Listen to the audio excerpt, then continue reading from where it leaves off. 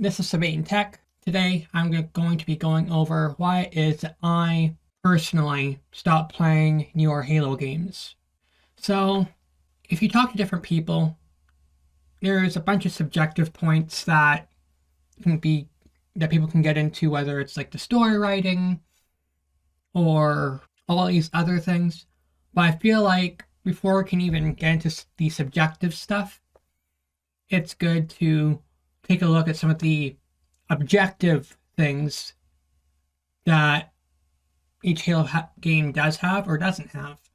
Now, I'm going to be focusing on primarily the games that have Master Chief in them. I know there's Halo Reach and ODST, but for myself personally, I consider those games to be more kind of spin-off stories. They kind of exist in the Halo lore, but they kind of tell stories that are separate from Master Chief. So I've got this little chart I made just showing off some of the things. This list could be longer. I didn't think of absolutely every possible thing that I could compare against each game. But I wanted to put together a chart that just generally expresses why I have more issues with newer Halo games than older Halo games. So let's go through the list. So has a Halo. So this basically means that we step on a Halo ring, we explore a Halo ring, we do something in a Halo ring. So Halo 1, 2, 3, we step on an actual Halo ring. They are about a Halo. Halo 4 and Halo 5, we do interact with some Forerunner stuff, but we aren't on Halos. Halo Infinite, we are actually on a Halo. So the reason I put this is because the game is called Halo. It's about Halo. So, it's named after what we're going to be doing in the game, generally, I think, right? Halo 1, 2, and 3 are all about Halo and the implications of dealing with the fact that you have these super weapons that could literally destroy humanity if they're in the wrong hands. And also dealing with the implications of why they were built and what they were built to deal with. Next is split screen campaign. This is something that I find very important. This is how I've played Halo with my father.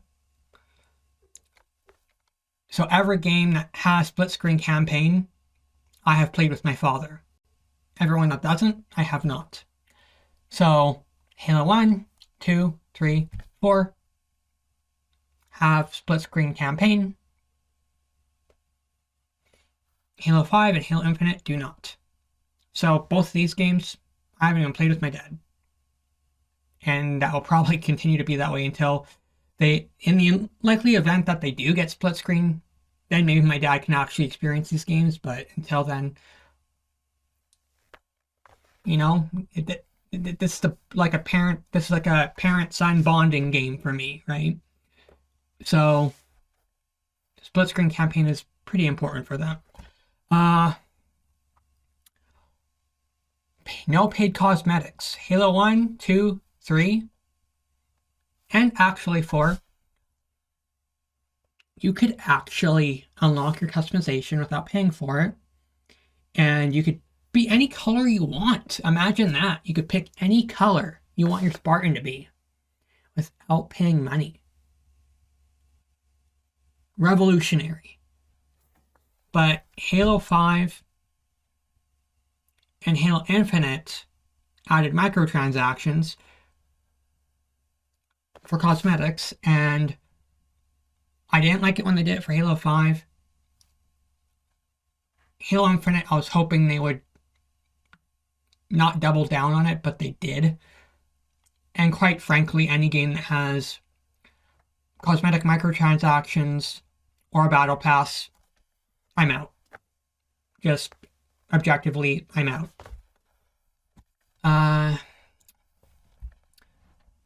Complete at launch. This means that when the game launched, it had baseline features. Halo Combat Evolved, automatic checkmark just because it's the first game that came out, so, I mean, it was already setting the standard. Halo 2, same thing. Halo 3, it was always adding more features than the last game, right? So they're just always going to have a checkmark. Halo 4, it, as far as I'm aware, it had basically all the same features that the previous games had, barring some exceptions. Halo 5, it did not have every feature that previous Halo games had at launch. Halo Infinite, it did not have all its features that it currently has at launch. It was missing baseline features that previous Halo games established when it first released. More than one biome. This is mostly for the campaign, so this means that we explore more than one type of weather condition or environment. So Halo Combat Evolved, there was a rocky grassland type area, you had a beach, you had some winter zones. Halo 2, it had a whole lot of different zones, so, we're on Earth. We drive across a beach, we go on a Halo ring, we, visit different planets, or not planet, but like some outposts. Just lots of different locations. Halo 3, same deal. We fight on Earth, we go to the Ark, we fight in the desert, winter zones, yada yada. Lots of different visual areas. Halo 4, I'm pretty sure there was more than one location.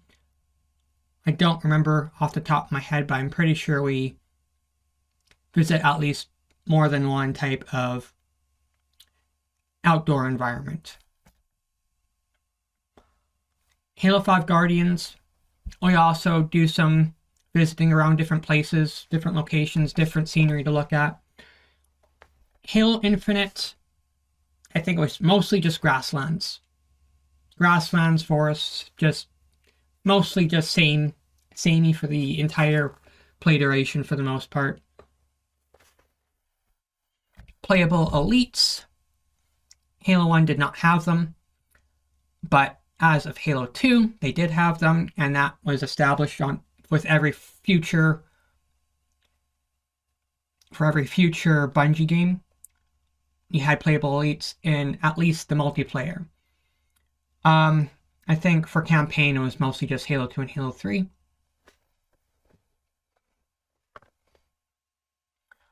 And then after 343 Industries takes over, playable elites are gone.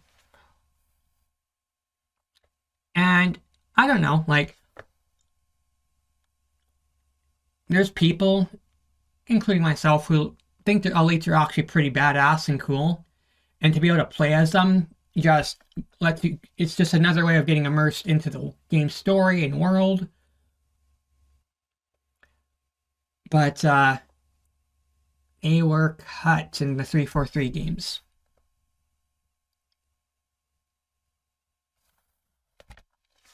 And then the last one, the story is mostly in-game.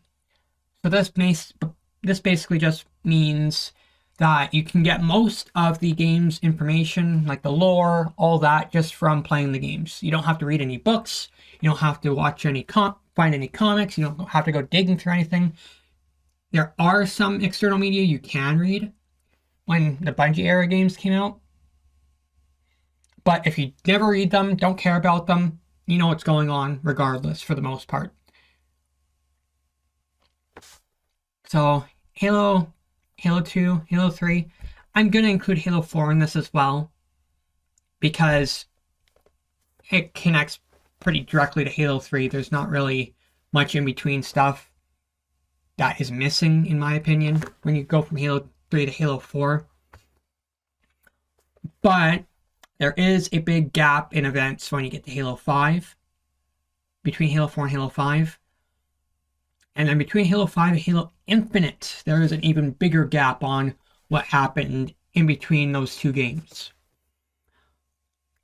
Halo Infinite kind of partially resolves the in-between stuff as you go through Halo Infinite's campaign. I feel like most of Halo Infinite's campaign is really just figuring out what happened between Halo 5 and Infinite, as opposed to being its own thing.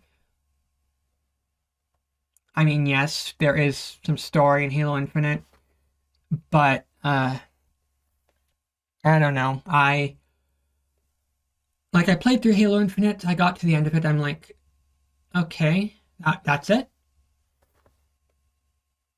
Like, I got to the end and I was expecting more. Like, it was kind of, when you go between the two games, it's just very disconnected. I know Halo Infinite was trying to do kind of like a soft reboot, but there's just something missing. Halo 2 and Halo 3 had a story that, while not flawless, kind of made sense when put together. And when I get to the 343 games, there's just these missing chunks of plot. I don't fully know what's going on. They never seem to complete any sort of story arc. It's just like Halo 4, you go through that. I think Halo 4 is actually fairly inoffensive in comparison to the other games. There are debates on like retcons and whatever. But when I played Halo 4 at the time, it was like, okay, it's the first Halo game. They're kind of getting a feel for it, yada yada. Next game, they'll have their footing a bit better. Halo 5 didn't match the advertising, and you barely play as Master Chief. You mostly play as Spartan Locke.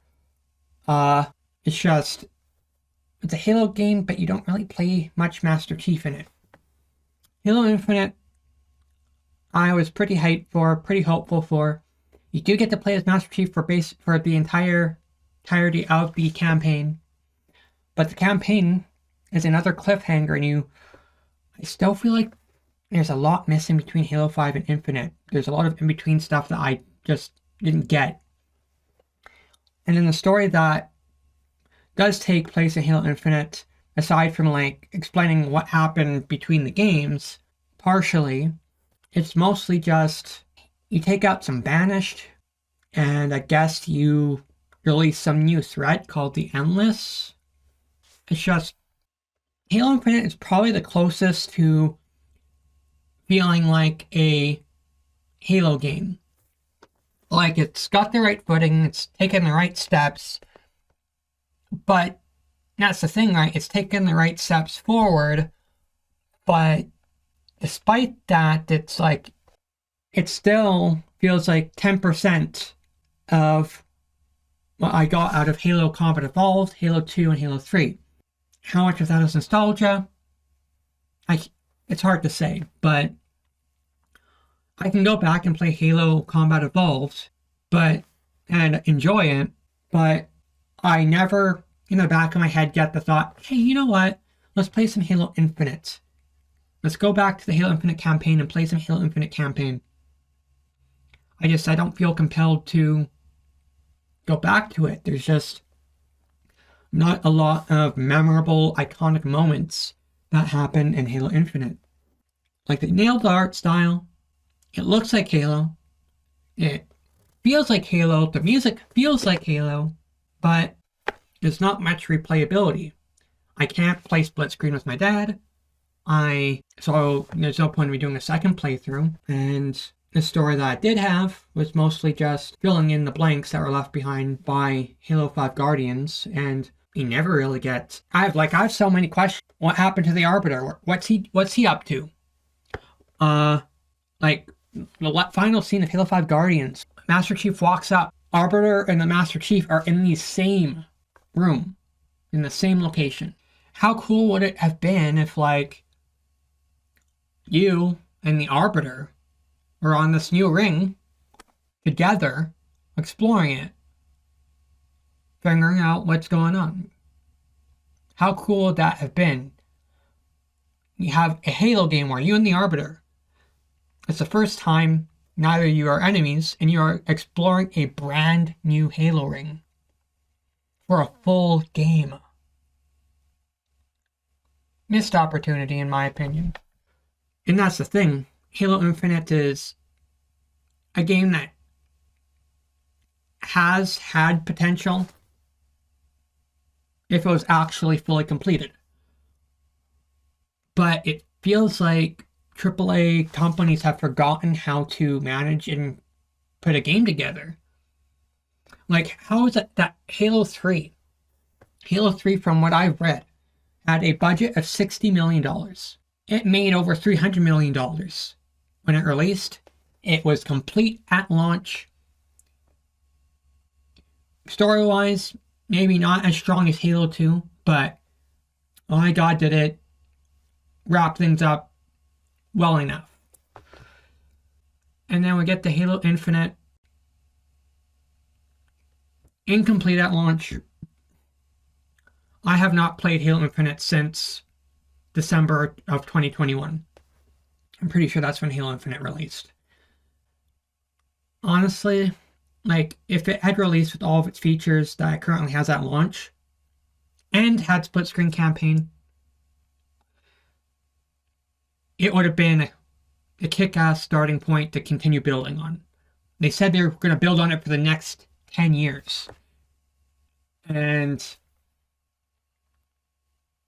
they gave up on that, evidently. Because a bunch of 343 got laid off, and I guess they don't have the resources anymore. And it baffles me that, like, Halo Infinite had $500 million. $500 million of budget.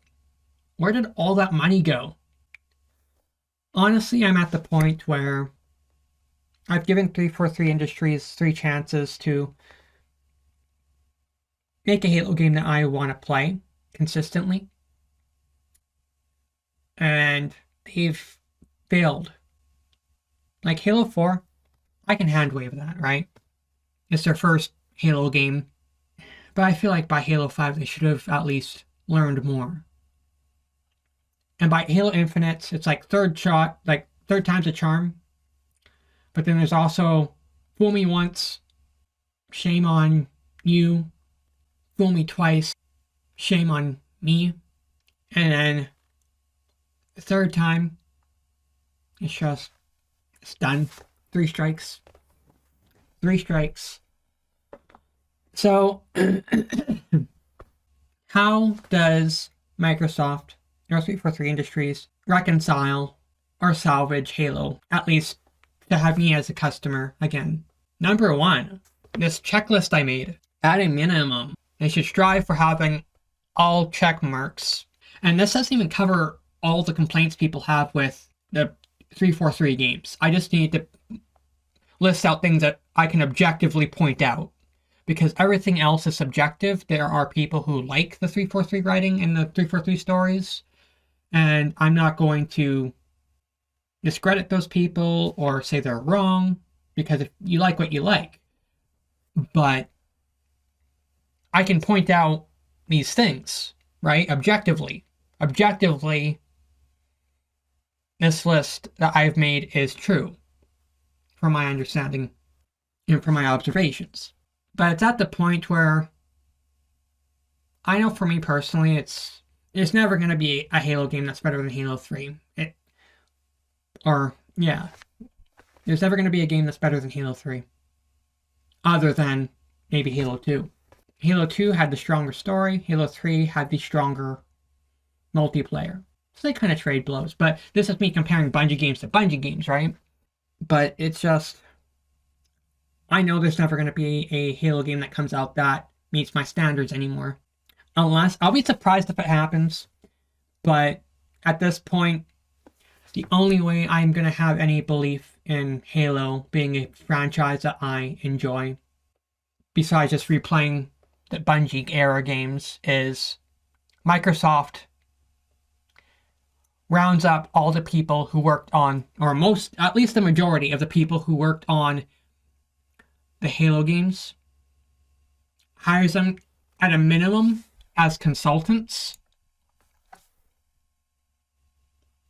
or hires them on full time for the next Halo project, and just has them like literally head the entire project.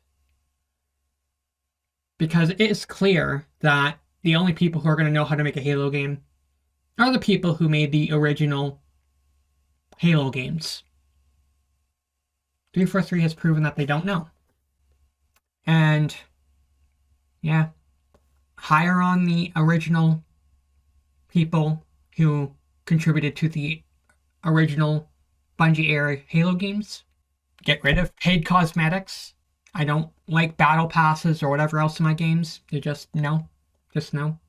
I just want an actual video game and not a storefront that has a game added to it as an afterthought. But I don't know. That's just my thoughts and opinions. I did not write things down in a list. I didn't put things down coherently. I just am rambling as a stream of consciousness. And that's everything that I can just put out off the top of my head. It's at the point now where it's at the point now where Halo is a game that got me into wanting to compose music. It is a game that convinced me that a video game can actually have a story. I think I was 5 or 6 years old when I first played Halo. It's the game that made me want to pursue game development. And I have lived long enough now. I'm 28 now. I'm old enough to see a franchise be destroyed by a corporation just wanting to pump out more games. Because games sell consoles, but they forgot how to make the game. They failed to acquire the talent that knows how to make a Halo game that people largely enjoy. And for myself personally, I'm at the point where I've always wanted to work on a Halo game personally, but I'm not sure I'd want to work on a Halo game under the current landscape of gaming. And so I've kind of thought to myself, you know what? Halo is based on a book. Well, not based on, but it's inspired by a book called Ringworld. Ringworld is a book about what if there was a planet that was a ring. And I have realized that I could just make the game that I've been longing for myself. I don't need Microsoft to make it. I know how to program. I have a game engine at my disposal. Why don't I just make my own ring exploration game? Add in the elements that I want out of a Halo game to my own game. And of course, just change up the lore, different characters, and whatnot. Do what I need to make it legally distinct. I will literally make my own ring world exploration game. That's what I'm going to do. And I'm thinking I'm going to live stream the process. I'm not going to focus on graphics. I'm not going to focus on all these modernisms that games have fallen prey to. I'm just going to focus on making what old Halo games used to be about. Exploring Halos and discovering mystery. Because that's all I really want out of a Halo campaign. And there's so much on the cutting room floor that Halo CE never got to do. That would be so cool to see in a game. And I'll just play around with those possibilities myself. I'm done waiting for a company to do it. I'll do it myself. So yeah, that's basically everything I got to say. And if you guys want to watch me live stream my development process, I'm going to start the process up on Saturday. Today is Friday, and I'm going to start tomorrow, Saturday, on the 14th of September. So if you want to catch me there, feel free. It's not going to be too terribly exciting as we do the pre-production stuff, but it could turn into something interesting and fun. My goal is going to be something that's similar to Halo CE as a baseline, and then we'll go from there. Make a new story. So yeah, see you guys next time.